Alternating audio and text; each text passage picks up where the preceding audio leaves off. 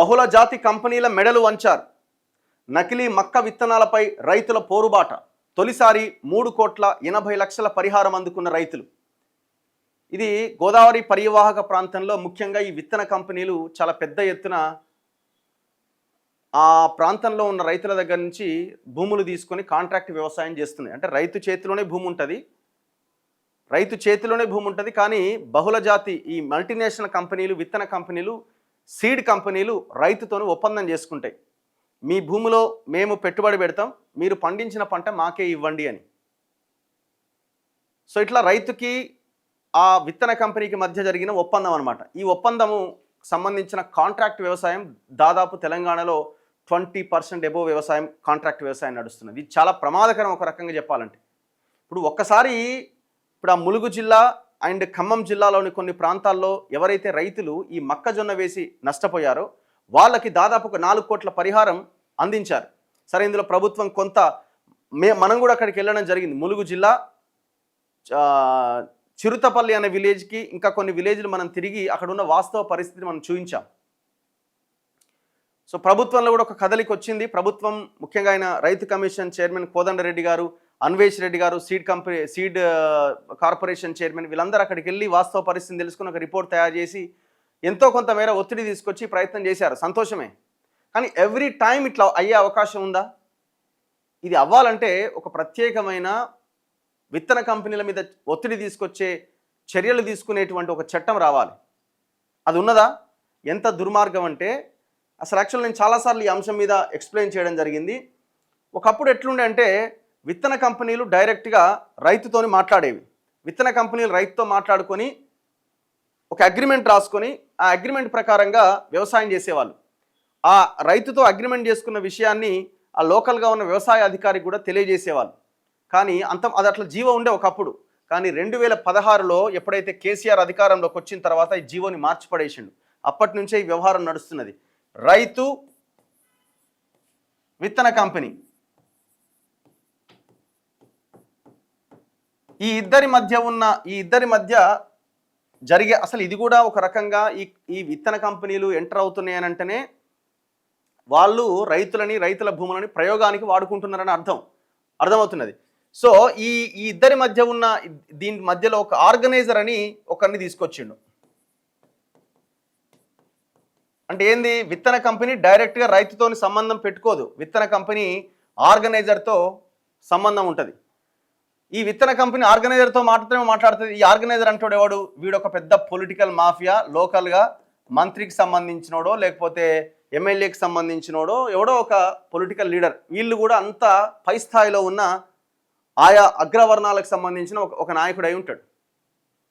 ఇక ఆడిందే ఆట, పాడిందే పాట. ఈ ఆర్గనైజర్కి ఆల్రెడీ ఒక ఫెర్టిలైజర్ షాప్ పెట్టుకుంటాడు విడిగా. అదే మన పురుగుల మందు షాప్ కూడా వాందే ఉంటుంది. ఈ ఆర్గనైజరు రైతుతో మాట్లాడతాడు. ఇక మధ్యలో ఇక్కడ ఉన్న వ్యవసాయ అధికారులను కూడా ఈ ఆర్గనైజర్ మేనేజ్ చేస్తూ ఉంటాడు. ఈ ఆర్గనైజర్ చెప్పినట్టు రైతు ఏం చేయాలా? ఈ ఆర్గనైజర్ ఫెర్టిలైజర్ షాపులని మందులు కొనాలా. ఈ ఆర్గనైజరు విత్తన కంపెనీ ఇచ్చే విత్తనాలని పక్కన పడేసి నకిలీ విత్తనాలు కూడా ఇచ్చి ఈ రైతులకి ఆ నకిలీ విత్తనాలు ఇచ్చి రైతులని పూర్తిగా మోసం చేస్తున్నారు. జరిగింది అదే. ఆ చిరుతపల్లి ఆ గ్రామాల్లో జరిగింది అదే. విత్తన కంపెనీ ఇచ్చే సీడ్ దాని మీద ఒక బ్రాండ్ ఉంటుంది, దాని పేరు ఉంటుంది, కథ ఉంటుంది. కానీ అట్లా కాదు. వీళ్ళ విత్తన కంపెనీ ఇచ్చినటువంటి విత్తనాలు కాకుండా ఒక దాంట్లో మూట కట్టి కవర్లో కట్టి, అంటే ఎక్కడా వీళ్ళు దొరకకుండా, రేపొద్దున దొరికిరు అనుకోండి ఆర్గనైజర్ బుక్ అవుతారు కదా, ఎక్కడా లీగల్గా ఉండకుండా ఒక కవర్లో మూట కట్టి ఆ విత్తనాలు ఈ రైతులకు అందిస్తున్నారు. పాపం ఆ రైతుకి ఏం చేస్తాడు? ఆ విత్తనాలు నాటేటప్పుడు ఒక 5,000 10,000 రూపాయలు ఆర్గనైజర్ ఇచ్చేస్తాడు. ఇక ఆనాటి నుంచి మొదలు ప్రతిదీ రైతు పోయి ఈ ఫెర్టిలైజర్ షాపులనే కొనాలి. అవసరం లేని మందులు కూడా వాడిస్తున్నారు. ఇష్టం వచ్చినట్టుగా మందులు వాడిచ్చి మొత్తానికి నకిలీ విత్తనాలు వాడిన రైతు దిగుబడి లేక, ఈ పురుగు మందులు ఆ డబ్బులు లేక అక్కడ అప్పు చేసి మొత్తానికి ఆర్గనైజర్ అనే ఈ పొలిటికల్ మాఫియా ఈ రైతుని పూర్తిగా బ్లాక్ చేసేస్తున్నది, పూర్తిగా అప్పులోకి నెట్టేస్తున్నది. దానివల్ల రైతులు ఆత్మహత్యలు చేసుకుంటున్నారు. ఆ చిరుతపల్లి అనే విలేజ్లో 2 రైతులు అట్లనే ఆత్మహత్య చేసుకున్నారు. ఇక వీడు ఏమంటాడు, విత్తన కంపెనీ నాకేం సంబంధమే, వాడు ఆర్గనైజర్తో మాట్లాడు. ఇది 2016లో కేసీఆర్ తీసుకొచ్చిన జీవో. ఎంత దుర్మార్గుడు అనాలిగా. తీయమన్నాడు. వ్యవసాయ అధికారులు ఎవరైనా ఉంటే ఇది అడగండి. మీరు జరుగుతున్న దందా ఇది. మరి దీన్ని ప్రభుత్వం మార్చే ప్రయత్నం చేసిందా? మీరు 4 కోట్లు ఇచ్చినాం అని అంటున్నారు, బాగానే ఉంది, సంతోషమే, శబాష్. కానీ మరి నెక్స్ట్ జరగదని గ్యారంటీ ఏంది? ఫస్ట్ ఆర్గనైజర్ అనేటువంటి తీసేయండి. దాంతోపాటు అసలు ఈ విత్తన కంపెనీలు, మల్టీనేషనల్ కంపెనీలు, ఎక్కడో థాయిలాండ్, మలేషియాలో ఉన్న కంపెనీలు, హైటెక్, సింజెంటా ఇట్లాంటి కొన్ని కంపెనీలు మన దగ్గర ఈ భూములు, వ్యవసాయ రైతులకు సంబంధించిన భూములు కాంట్రాక్ట్ తీసుకోవడం ఏంది? ఇప్పుడు ఇక్కడ ఉన్న కాంగ్రెస్ గవర్నమెంట్ నల్ల చట్టాలని, మోదీ తెచ్చిన చట్టాలను వ్యతిరేకించింది కదా. అది కూడా కాంట్రాక్ట్ వ్యవసాయం లాంటిదే కదా. దాన్ని వ్యతిరేకించడం అది ఇక్కడ ఎందుకు 20% రైతులు ఈ కాంట్రాక్ట్ వ్యవసాయం మీద ఆధారపడి ఉన్నారు? కారణం ఏంటి? రైతు బంధు ఇస్తున్నామని అంటున్నారు కదా. రైతు బంధు ఇచ్చినా ఎందుకు కాంట్రాక్ట్ వ్యవసాయం వైపు వెళ్తున్నారు? దీని మీద ఒక సమగ్ర నివేదిక, విచారణ చేసి నివేదిక తీసుకొని ప్రభుత్వం రైతు బాగుపడేలాగా చర్యలు తీసుకోవాల్సిన అవసరం ఉంది. ఫస్ట్ ఈ జీవోని తీసేయాలి, 2016 జీవోని. అండ్ ఇంకొకటి ఏమవుతుంది ఇక్కడ, ఈ విత్తన కంపెనీ వాడు ఏం చేస్తున్నాడు, రైతు యొక్క భూమిని ప్రయోగాలకు వాడుకుంటున్నాడు. ఇక్కడ మేల్ ఫీమేల్ అని ఉంటుంది.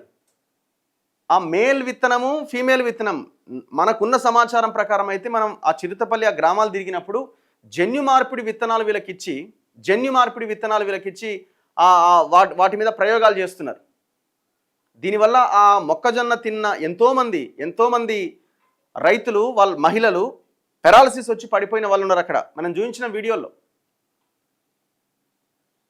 మరి ఇది ఏం జరుగుతున్నది? దీని మీద అసలు ఎంక్వైరీ ఏమున్నది?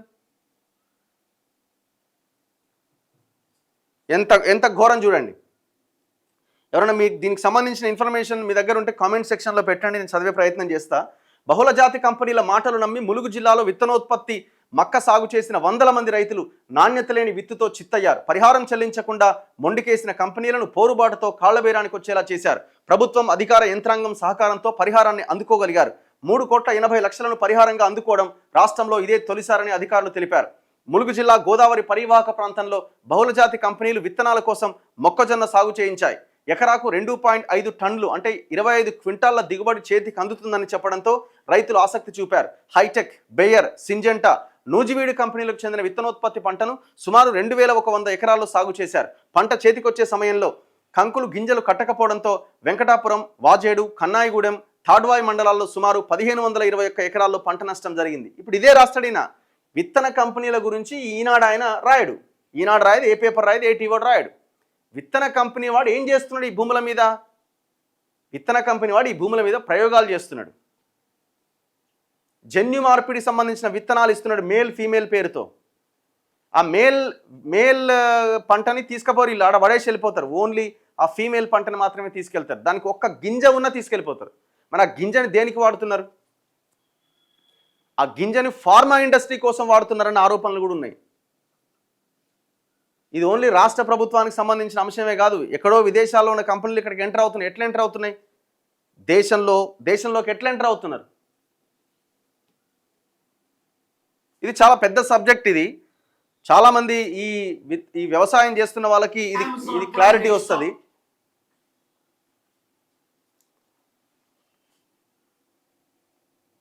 అన్నా, మీకు ఉత్తర కంపెనీ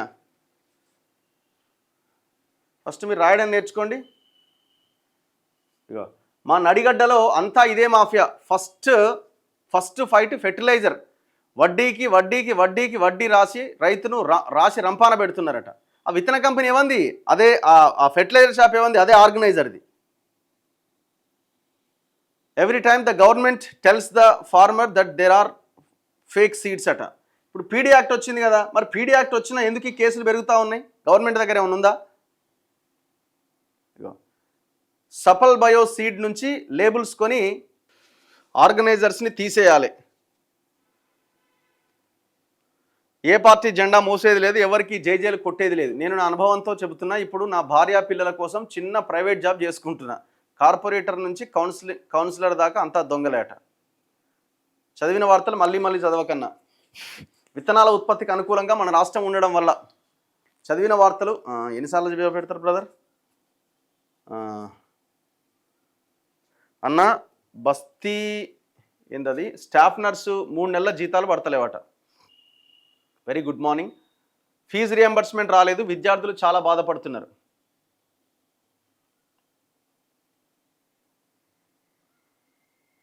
తీన్మార్ మల్లన లైవ్ వస్తలేదు, ఏమైందట నాకేం తెలుసయ్యా, నా లైవ్లో నేనున్నా.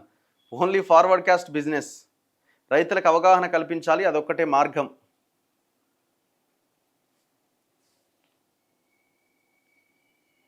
డెవలప్ సీడ్ డెవలప్మెంట్ కార్పొరేషన్ చేయాలా? What about Jagadish Rao current case అట. ఏ జగదీష్ రావు? హెచ్సియుదా? హెచ్సియుది అది ఈడీ కూడా ఎంటర్ అయినట్టుంది అందులోకి. అన్న కంపెనీ నేమ్ ఫెయిల్ అయితే కంపెనీ పేరు మారుస్తున్నారట. Very good morning. Kavitha replaced Mallareddy in comedy in politics అట. ఇది పర్ఫెక్ట్. వడ్ల బోనస్ వస్తలేదట. వడ్ల బోనస్ సన్నొడ్లక యూరియా బస్తాలు దొరకట్లేదన్న భువనగిరి నియోజకవర్గం వలిగొండ మండలం అట. రాచకొండ అశోక్ అడుగుతున్నాడు. ఓకే, యాసంగి సన్న వడ్ల బోనస్ గురించి మాట్లాడండి అన్న. డెల్టా అనే ఒక కంపెనీ వడ్లు పండించమని మోసం చేసిందట. మొత్తం అంతే. ఇప్పుడు మీరు జనగాం దాకా ఇదే కాంట్రాక్ట్ వ్యవసాయం నడుస్తున్నది అన్న. ఈజీఎస్ ఎంప్లాయీస్కు no salaries from last 3 months అట. కేటీఆర్ మారడా అన్న? మారితే ఆ పార్టీ ఏమైనా బాగుపడుతుంది. ఆయన వల్లే కదా పార్టీ అట్లా పాడైపోయింది. మోకిలాలో నాలాలు చెరువులు కబ్జా చేసుకున్న భూముల గురించి మాట్లాడండి. కృష్ణ, బస్తీ దవాఖానా వాళ్ళకి 5 నెలలుగా జీతాలు లేవట. దారుణం పాపం. స్టాఫ్ నర్స్ రిజల్ట్స్ గురించి మాట్లాడండి. చలో, వర్షాలు రావట్లేదట, ఏం చేద్దాం మరి? పడతలేవు. పడ్డాయి అన్నారు, కథం అయిపోయింది.